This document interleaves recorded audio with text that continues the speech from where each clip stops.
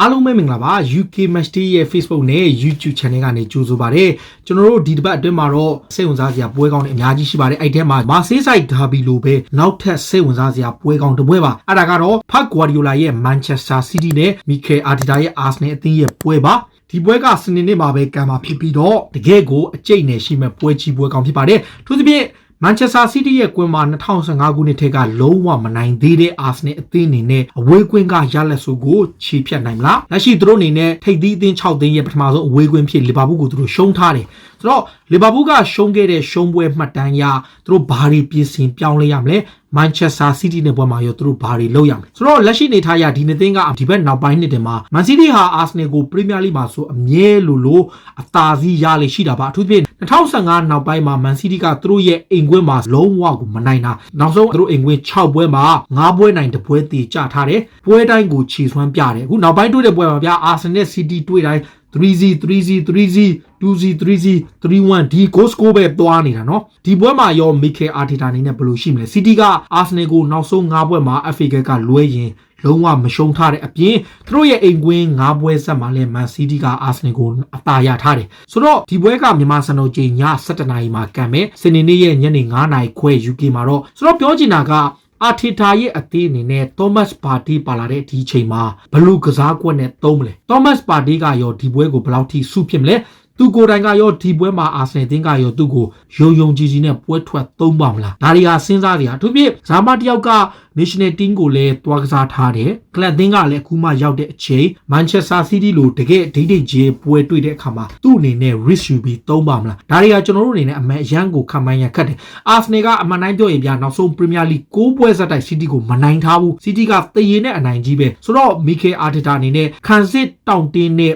proper defensive performance ရှိနေသူဒီပွဲကိုတွားရအောင်မယ်သူတိတ်အားတန်နေတဲ့သူတိတ်သုံးချင်နေတဲ့ 4-3-3 formation ပဲဖြစ်ဖြစ် 4-2-3-1 formation ကိုသူသုံးဖို့ထက်ခံစစ်ကိုပို့ပြီးတော့protect လုပ်နိုင်တဲ့ခံစစ်ဘိုးကိုသူသုံးနိုင်တယ်။ဒီဘက်က Man City ကိုကြည့်တဲ့အခါမှာ De Bruyne က Leicester ကပထမပွဲကစားပြီးတော့သူပြန်လာထားတယ်။သူ injury ကို scale ဖြစ်လို့နောက်တစ်ယောက်ကတော့ Sterling ကိုယ်တိုင် injury ကြောင့် withdraw လုပ်ထားတဲ့အတွက်သူတို့ရဲ့အခြေအနေကရောဘယ်လိုရှိမလဲ။ဒီကြားထဲမှာ Ekay Gundogan training ပြန်စီးနေပြီး Emery Laporte လည်းဒီတိုင်းပဲဆိုတော့ Man City မှာလည်းအတိုင်းအတာတစ်ခုတွေလူစုံနေပေမဲ့ဒီက superstar Sergio Aguero မရှိသေးဘူး။ Gabriel Jesus ပါနိုင်ဖို့မရှိသေးဘူး။ဆိုတော့ဒါလက်ရှိအနေထားရ Man City အနေနဲ့ဘယ်လိုပုံစံနဲ့ပွဲထွက်မလဲ။ဆိုတော့ဒီနှစ်သင်းရဲ့လက်ရှိ form ကိုကြည့်ရင် City ကအဖွင့်ပွဲမှာ Wolverhampton ကိုနိုင်တယ်။နောက်ပြီးတော့ Leicester ကို9-2နဲ့ရှုံးတယ်။ဟိုတနေ့က Leeds ကိုသေကြတယ်။3ပွဲမှာတပွဲနိုင်တပွဲတည်တပွဲရှုံး Arsenal က Liverpool ကိုရှုံးတယ်ဖွင့်ပွဲမှာ West Ham ရောဒီ Sheffield United ကိုခက်ခဲနိုင်ပြီးတော့ Fulham ကိုနိုင်ထားတော့အဝေးကွင်း2ပွဲမှာတပွဲနိုင်တပွဲရှုံးစုစုပေါင်း4ပွဲမှာ3ပွဲနိုင်တပွဲရှုံးဆိုတော့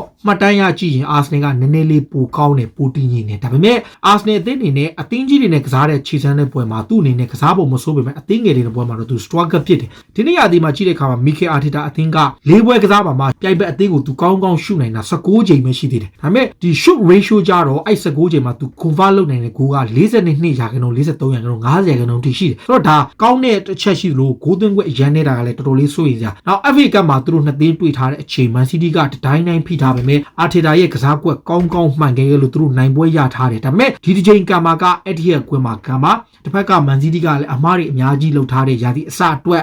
လုံးဝကိုအမားခံတော့မရတဲ့အချိန်နေဆိုတော့ Man City တဲ့မှာဂိုးရဖို့မျှော်လင့်စရာလောဆယ်မှာ Riyad Mahrez ရှိတယ်သူလည်းတကူပဲသွင်းထားတယ် Phil Foden လည်းတကူပဲသွင်းထားတယ် Raheem Sterling တို့ Kevin De Bruyne တို့ Gabriel Jesus တို့လည်းတကူစီပဲသွင်းထားတယ်တကူထက်ပိုသွင်းထားတဲ့သူတယောက်မှမရှိသေးဘူးဒါလက်ရှိ Premier League မှာပေါ့တစ်ဖက်ကကြည့်တဲ့အခါမှာ Arsenal သင်းက Alexander Lacazette ကထူးထူးခြားခြား3ဂိုးသွင်းထားတယ်ပြီးတော့မှ Bukayo Saka Aubameyang နဲ့ Gabriel Nicolas Pepe နဲ့ Eddie Nketiah ဆိုတဲ့တိုက်စစ်မှုပေါ့ဆိုတော့တိုက်စစ်မှုတွေဘက်ကလည်းဂိုးရထားတဲ့အခြေအနေကိုကြည့်ရင် Arsenal အနေနဲ့ Man City တဲ့ဆိုင်ဂိုးပိုသွင်းနိုင်တဲ့အခြေအနေမျိုးသူတို့ပြီးခဲ့တဲ့ပွဲတွေမှာရှိတယ်ဒါပေမဲ့ဒီပွဲကကျွန်တော်အမြဲပြောလို့ပေါ့ကျွန်တော်အမြဲပြောနေတာအဒီရဲ့ကွင်းမှာကမ်းပါ Arsenal နဲ့ Mikel Arteta ကစီးဖြစ်နေတဲ့တကယ့်ကိုလက်ဖြစ်နေပေမဲ့ Pep Guardiola ရဲ့ကွင်းမှာတော့တွားနိုင်ဖို့အရန်ခက်ပါတယ်သူတပြည့် Man City မှာအခုကန်ကောင်းတာကဂိုးသမား Ederson ဆိုရင်တောင်အမေရိကဆို2ပွဲလုံးကိုသူ့ကိုမသုံးတဲ့ကြောင့်သူပွဲပန်းမှုမရှိဘူးခီးသွားတဲ့အပိုင်းလောက်ပဲရှိတယ်ဆိုတော့ Ederson ရှိတယ်ဘယ်ချမ်းမှာ Mandy သုံးပါလား Zinchenko သုံးပါလားဒါ Man City ရဲ့အဓိကပြဿနာက Mandy ရဲ့အားနည်းမှုတွေလည်းအများကြီးရှိပေမဲ့ဒီပွဲကိုတော့သူ Mandy ပဲသုံးကောင်းသုံးနိုင်တယ်ပြီး Center back က Emery Laporte နဲ့တစ်ဖက်က Ruben Dias ကိုသုံးမယ် Dias ဆိုရင် Nation League မှာ Portuguese နဲ့ပွဲကန်ထားပေမဲ့သူပွဲပတ်မှုဒဏ်ရာအတိုင်းတာတော့ရှိတယ် right back မှာတော့သူ့အနေနဲ့ Kai Walker ကိုသုံးမယ် Kai Walker တော့အင်္ဂလန်ရဲ့ပါလီယာငပိချက်လို့ပေါ့ပွဲတိုင်းသုံးနေတဲ့အတွက်ကြောင့် Kai Walker တော့တော်တော်လေးကိုပွဲပတ်မှာပေးကြတယ်ပြီးတော့မှကွင်းလယ်မှာတော့ Rodri နဲ့ Ekay Gundogan ပြန်ပါလာပြီးတော့ကျွန်တော်အမြင်မှာ Phil Foden နဲ့သူတို့၃ယောက်၃ကောင်းသုံးနေပြီးတော့အထောင်တိုက်စစ်မှုဖြစ် Raheem Sterling ကို force number 9ထားပြီးတော့သူတကယ်လို့ Foden ကိုအစွန်ပို့လိုက်ရင်တော့ Kevin De Bruyne ကနံပါတ်10ကိုထားမယ်ဆိုရင်တော့ Foden ရဲ့ Sterling ရဲ့ Riyad Mahrez ရဲ့ဒါမှမဟုတ်ရှင် Ferran Torres ရဲ့ဒီလိုပုံစံနဲ့တွားနိုင်တယ်ဒါလက်ရှိနေထားရ Manchester City ရဲ့လူစင်းပါသူတို့မှာတောင်တင်းတဲ့လူစင်းဆိုပေမဲ့ Aguero တို့ဘာလို့မပါတာကသူတို့အတွက်တော်တော်ကိုအားနည်းချက်ရှိတယ် Arsenal အသင်းကိုကြည့်တဲ့အခါမှာဒီပွဲမှာ Arteta အနေနဲ့တေချာတော့ 3 back position လိုအပ်ရင် 5 back ထိဖြစ်နိုင်တဲ့3ယောက်ခံစစ်3ယောက်နဲ့ကစားနိုင်တယ် David Luiz ကိုထားပြီးတော့ဒီဘက်မှာ Gabriel နဲ့ဟိုဘက်မှာတော့ Holding ကိုသူသုံးနိုင်တယ်ပြီးတော့မှ Liverpool နဲ့ပွဲမှာ Gabriel ကိုမသုံးလို့ဝေဖန်မှုတွေရှိပေမဲ့ဒီပွဲမှာ Gabriel သုံးနိုင်တယ်ဘာကြောင့်လဲဆိုတော့ Kieran Tierney ကဒီ COVID rules ကြောင့်သူ့အနေနဲ့ COVID မဖြစ်ဘူး negative 3ကြိမ်ဖြစ်ပေမဲ့သူဟာမသေးကြဘူးဆိုတော့ Kieran Tierney တဲ့ Gabriel ကိုသူသုံးဖို့ရှိတယ်တစ်ဖက်မှာတော့ Ainsley Maitland-Niles ကိုသုံးဖို့ရှိပြီးတော့ဒီဘက်က Hector Bellerin နဲ့ပြီးရင် defensive row မှာ Thomas Partey ကိုကျွန်တော်တို့သုံးမယ်လို့ထင် Thomas Partey ကို box to box ပုံစံသွားပြီးတော့ Granit Xhaka ကိုအထိုင်ဒါမှမဟုတ်ရှင်ရင် Enini လည်းကစားနိုင်ပေမဲ့ကျွန်တော်ထင်တော့ Partey နဲ့ Granit Xhaka ကိုသုံးနိုင်ပြီးတော့ Dani Ceballos ဆို Enini တို့ကလူအပ်မှဝင်မဲ့ပုံစံမျိုးပြပြီးတော့မှတိုက်စစ်3ယောက်နေနဲ့William ရဲ့ Lacazette ရဲ့ Aubameyang ရဲ့3ယောက်တွဲလာနိုင်ပြီးတော့မှ Nicolas Pepe ကတော့နောက်ပိုင်းမှာအပြောင်းလဲရှိနိုင်တယ်ဒါက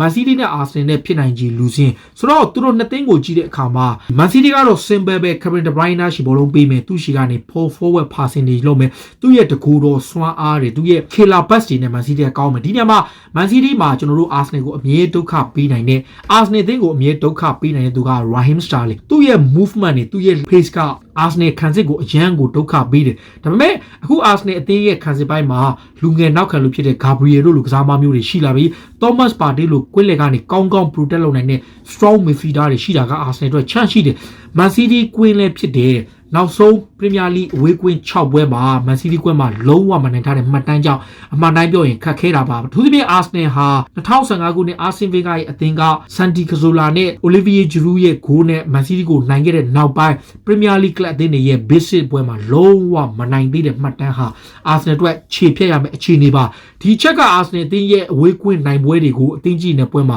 တကယ်ကိုအရေးမဲတစ်ခုလိုဖြစ်နေတာပါဆိုတော့သူတို့အနေနဲ့ချိန်စာတစ်ခုလိုဖြစ်နေတဲ့အခြေအနေကနေရုံးထွက်နိုင်ပါမလား CD ကအမှန်တမ်းပြောရင်အင်အားတောင့်တင်းတဲ့ Leeds United နဲ့ကစားတဲ့ပွဲမှာလည်းအရန်ကိုပြေးလို့နဲ့ Leicester City တဲ့ပွဲမှာလည်းသူတို့ကိုကောင်တာကစားတဲ့အခါမှာသူတို့တော်တော်လေး struggle ဖြစ်ခဲ့တာတွေကိုကြည်ချင်းအားဖြင့် Arsenal အနေနဲ့ chance ကတော့အတိုင်းအတာတစ်ခုတည်းရှိတယ်ဒါပေမဲ့သူတို့အနေနဲ့ခံစစ်ကို solid ဖြစ်ပြီးတော့ patient ဖြစ်ဖို့လိုတဲ့ Manchester City ရဲ့အမှားကိုစောင့်နိုင်ဖို့မှာသူတို့အနေနဲ့ဒီပွဲကိုကောင်းကောင်းအသုံးချနိုင်မှာပါဖက် Guardiola အနေနဲ့တေးကြတာတော့ Mikel Arteta ကိုပထမ FA ကမှာရှုံးထားတော့ဒီပွဲမှာရှုံးခံမှာမဟုတ်ဘူးဒါဟာသူ့အတွက် mind game တစ်ခုအနေနဲ့ရှိပေမဲ့ Arteta ကလည်း Man City ရှိကနေ Guardiola ကပညာတွေအများကြီးသင်ထားတော့သူကလည်းလုံးဝကို City အကြောင်းကိုကောင်းကောင်းသိနေတယ်ဆိုတော့သူတို့နှစ်ယောက်ရဲ့အားပြိုင်မှုကဘယ်လိုဖြစ်မလဲပရိသတ်တွေကရောဘယ်လိုမျိုးမြင်လဲဒီပွဲမှာ City အနေနဲ့ Mandy ကိုမကြိုက်လို့ Nathan Ake ကိုသုံးရင်ပဲဖြစ်ဖြစ်ဘယ်လိုမျိုး benefit တွေဖြစ်လာနိုင်လဲ Arsenal ကရော Kieran Tierney ပြန်ကစားနိုင်ရင်သူ့ကို wing back နေရာမှာသုံးပြီးတော့ပါတစ်ဖက်ကဒီ Gabriel နဲ့တွဲသုံးနိုင်မလားဆိုတာကိုတော့စိတ်ဝင်စားစရာစောင့်ကြည့်ရမှာပါ